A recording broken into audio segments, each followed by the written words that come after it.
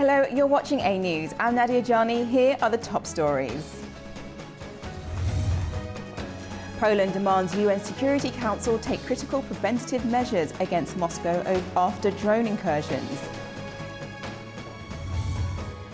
Fitch downgrades France's credit rating amid political crisis and protests.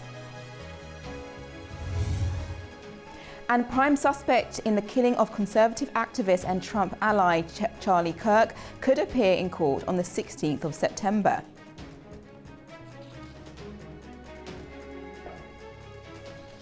First, Poland has accused Russia of a deliberate violation of its sovereignty after multiple drones entered its airspace during a wave of attacks on Ukraine.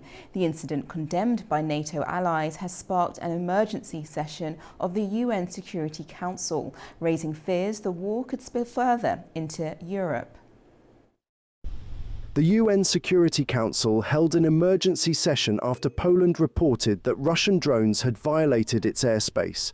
Members heard warnings of escalation, denials from Moscow, and calls for a strong international response. This is not the first time that drones have been detected in neighboring countries during the full-scale war in Ukraine. But it is the first time that multiple drones have flown so deep into a neighboring country's airspace. UN officials said the incident took place amid one of Russia's largest barrages in months. Ukraine's President Zelensky reported more than 400 drones and dozens of missiles launched at 15 regions across Ukraine, killing at least one civilian. Poland's representatives told the Security Council the violation was deliberate, describing it as an attack not only on Polish sovereignty, but also on NATO and EU airspace. For the first time since the beginning of Russia's full-scale invasion against Ukraine in 2022, Poland's territorial integrity and, simultaneously, NATO and EU airspace was violated on such an unprecedented and massive scale. The United States pledged its full backing under NATO's collective defense commitments. Washington said consultations were already underway with allies under Article 4 of the North Atlantic Treaty. The United States stands by our NATO allies in the face of these alarming airspace violations. The United States is consulting with Poland and our other NATO allies under Article 4 of the North Atlantic Treaty. And rest assured, we will defend every inch of NATO territory. Ukraine warned the world was now facing a dangerous new phase. Its envoy told the Council Russia's actions were not a mistake, but a calculated attempt to push the war beyond Ukraine's borders, but Russia flatly rejected the allegations. Its ambassador insisted the drones could not have reached Polish territory and accused European leaders of exploiting the incident to escalate tensions. There were no targets marked on Polish territory. The maximum range of the drones used in this strike did not exceed 700 kilometers, which makes it physically impossible for them to reach Polish territory. Yet Poland displayed debris of downed drones marked with Russian lettering, saying it was indisputable evidence of Moscow's intent. Warsaw urged the UN Security Council to issue a strong response to Russia after drones violated its airspace, demanding it as critical preventive measures. Experts say the incident marks one of NATO's most serious security challenges since the start of the Russia-Ukraine war. The United Kingdom has unveiled a new round of sanctions against Russia, targeting oil shipments and suppliers of military components. The move comes in response to increased Russian attacks on Ukraine and the recent violation of NATO airspace. Our Zainab Farizedzi has more from the UK. The United Kingdom launched a new package of Russia-related sanctions targeting ships carrying Russian oil, as well as companies and individuals supplying electronics, chemicals and explosives used to make Russian weapons.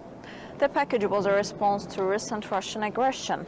The British government said in a statement, referring to the higher numbers of Russian drone and missile attacks on Ukraine in recent months and the violation of NATO airspace over Poland on Wednesday.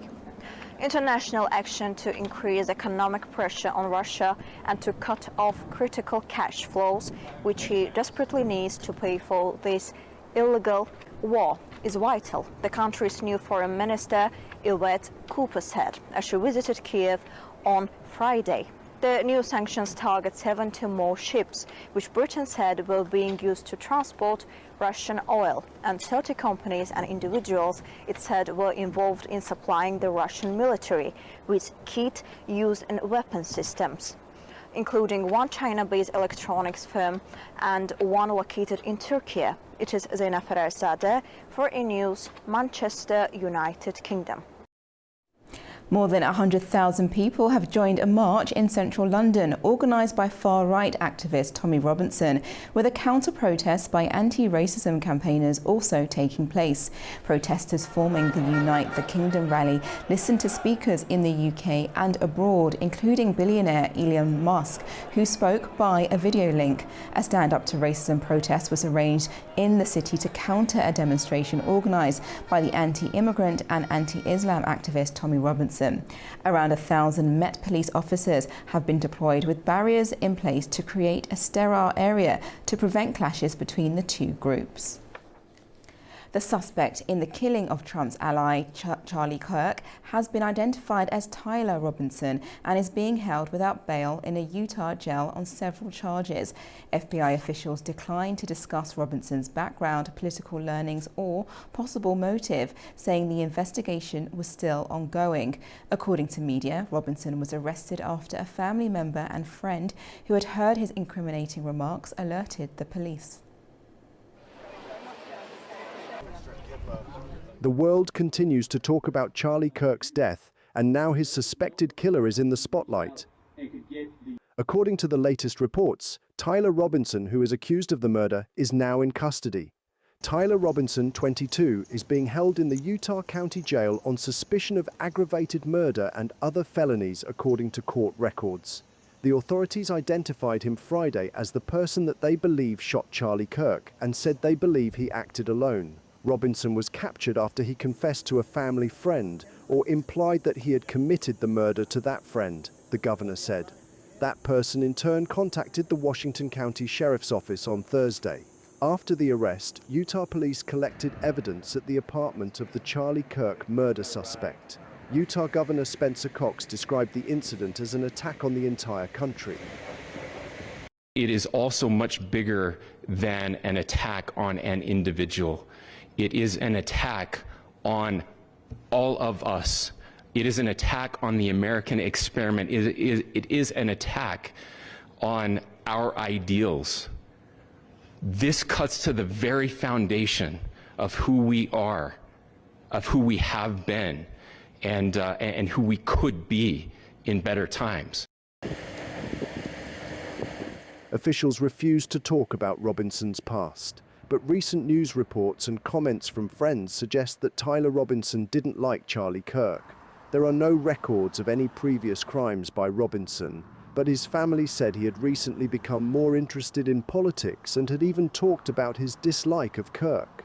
On Friday evening, Erica Kirk, Mr. Kirk's widow, made her first public remarks about the killing of her husband in a live-streamed video and named the reasons that, in her opinion, could lead to the tragedy. They killed Charlie because he preached a message of patriotism, faith, and of God's merciful love.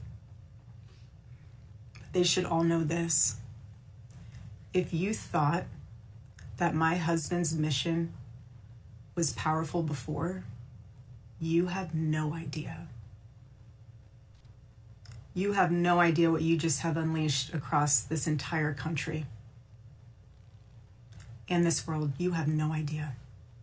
U.S. Vice President J.D. Vance personally attended as the late activist's casket was brought to Arizona. The murder of Charlie Kirk has sparked strong resonance not only in the United States, but also internationally. According to media reports, the suspected killer of Charlie Kirk, Tyler Robinson, who is currently held at Utah County Jail, could appear in court on September 16th. He may face charges of aggravated murder and other serious offenses. For political rivals, which means they are. A US immigration and customs enforcement officer fatally shot a man on Friday during a detention operation in the Chicago area, the Department of Homeland Security confirmed. ICE officers were attempting to arrest a man when he drove his car towards law enforcement agents. The Department of Homeland Security stated that the officer used appropriate force. The incident occurred in the middle of the Trump administration's Operation Midway Blitz, an immigration enforcement action launched in Chicago and other parts of Illinois.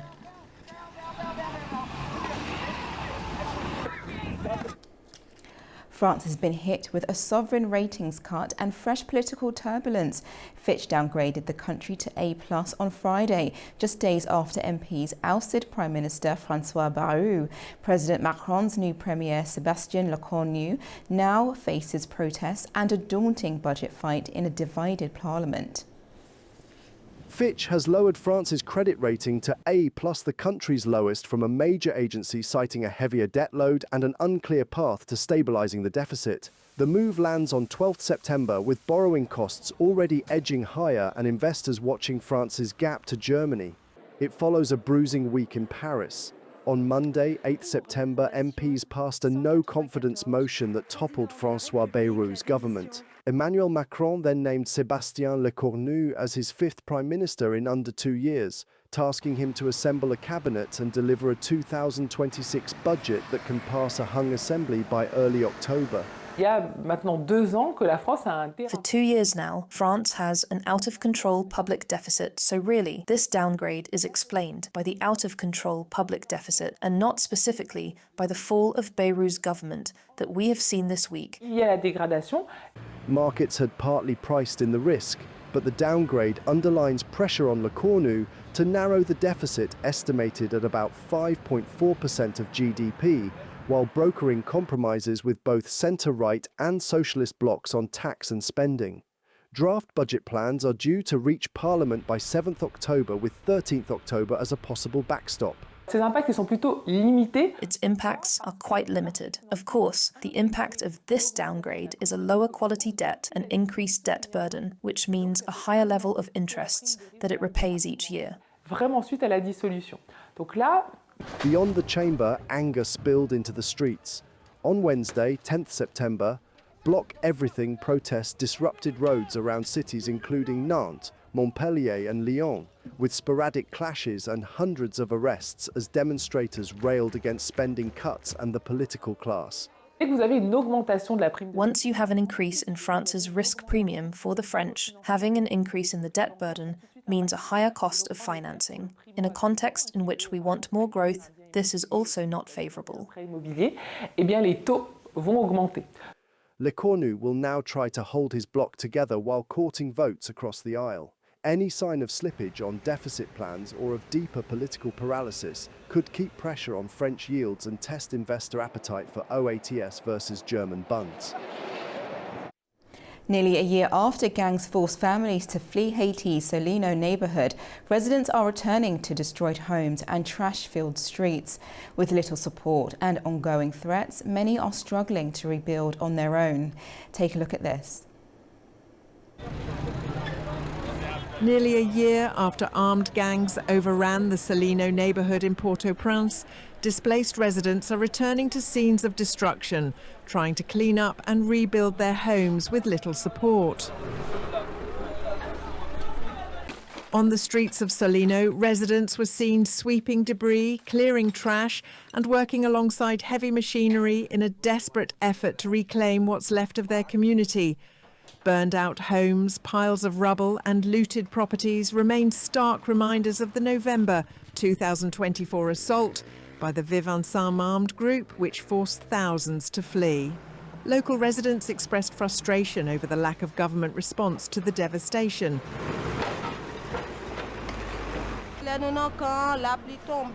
When we are in the camps and it rains, we can't sleep until the rain stops.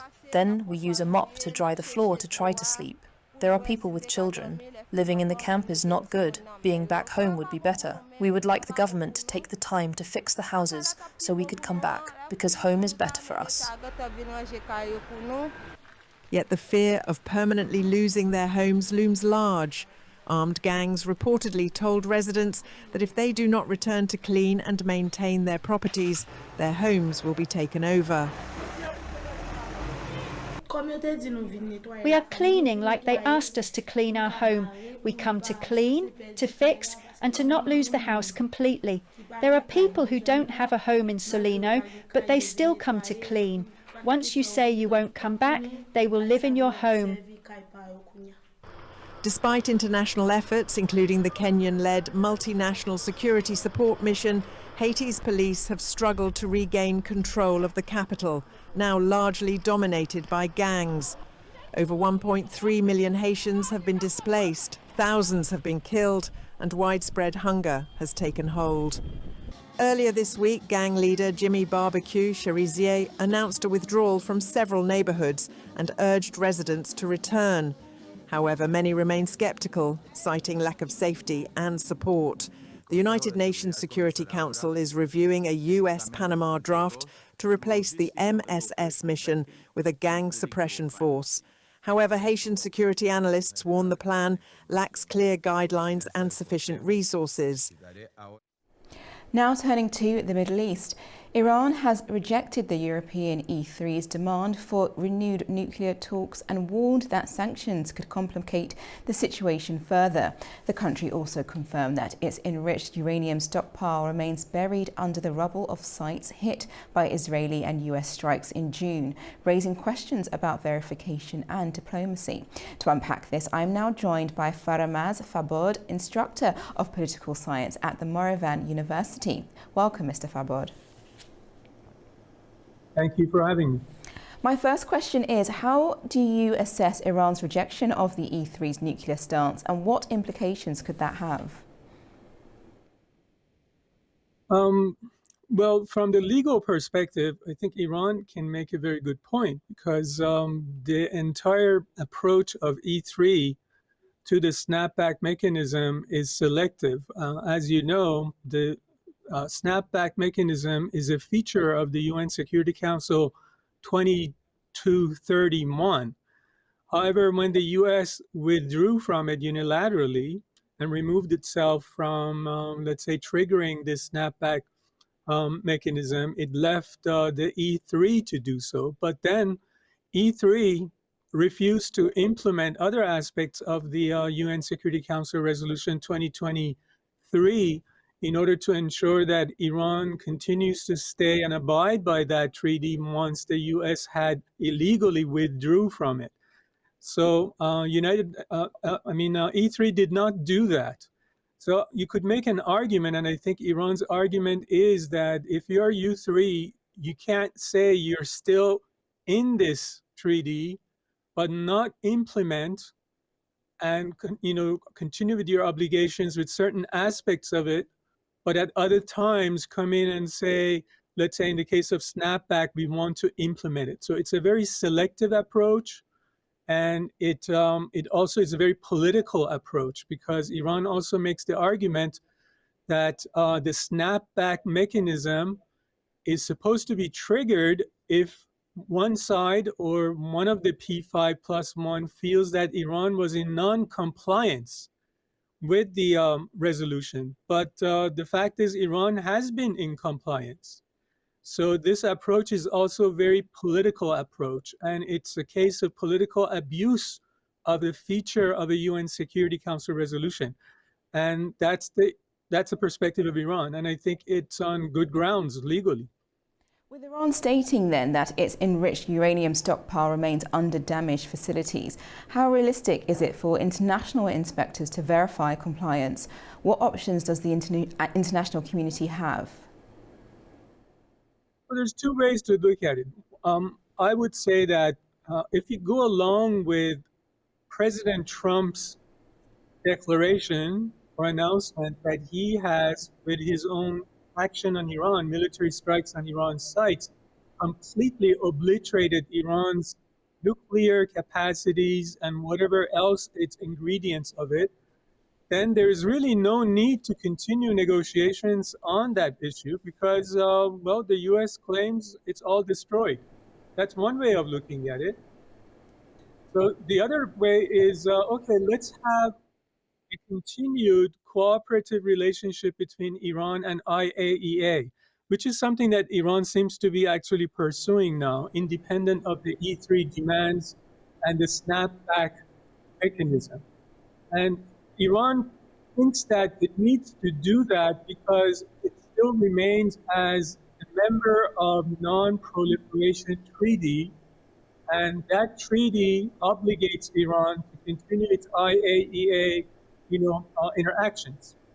Now, the problem with that is also that IAEA is accused by Iran of acting like a spy and taking sensitive information about Iran's nuclear capacities and nuclear scientists and passing it on to Israel to be targeted for assassination.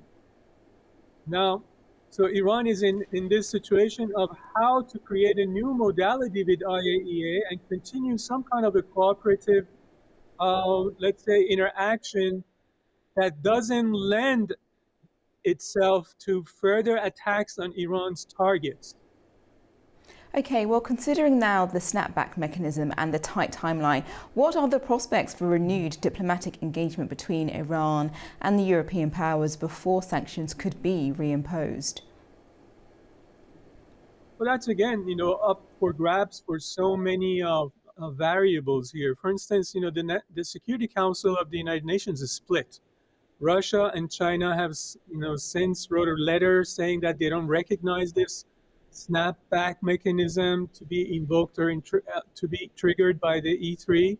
That allows, for instance, Iran, if it wants to play more diplomatically on this side, to ask maybe the non-permanent members of the United Nations, countries like Algeria, Pakistan, Somalia, Slovenia, to begin to put pressure on and continue the splitting of the Security Council in order to make sure that these sanctions are not triggered or imposed on Iran. But it's hard to say whether or not these things will happen because obviously E3 is backed by the US and there's a lot of pressure on Iran to accept the three demands of the E3, which is full negotiations with the United States, full relationship restored with the IAEA, and also allow inspectors of IAEA to come in and let them know what has happened to the 440 kilograms of 60% enriched uranium for Iran. So we'll have to see how all of these different variables play each other out. It does seem like Iran is opting for a policy, diplomatic policy, to lead to an extension of this snapback mechanism rather than its activation by September 28th, which is the deadline. Yes, well, thank you so much for joining me this day and for your insights. Mr. Faramaz Fabod, thank you. Thank you for having me.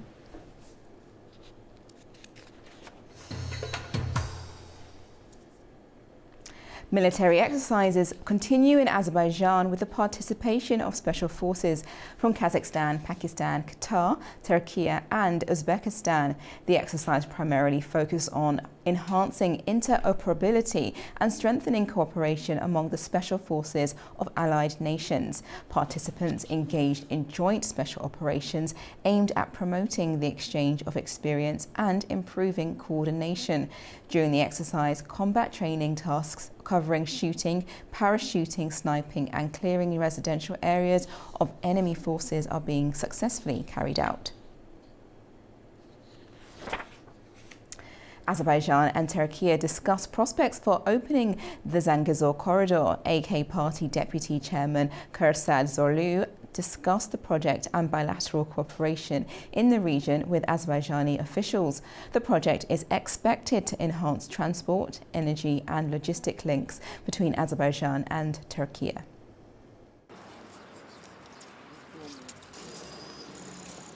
The deputy chairman of Turkish ruling Justice and Development Party and head of relations with Turkic states has visited Nakhchivan for a series of high-level meetings. During the visit, discussions covered the opening of offices for the Turkish Cooperation and Coordination Agency and the Yunus Emre Institute in Nakhchivan. Opportunities in mining and research projects were also highlighted. with officials stressing that bilateral ties are set to deepen further. If the corridor between Azerbaijan and Nakhchivan is realized, it will not only connect Azerbaijan to Turkey, but also create an important transport, energy and logistics corridor stretching from Beijing across the Caspian to Turkey and Europe.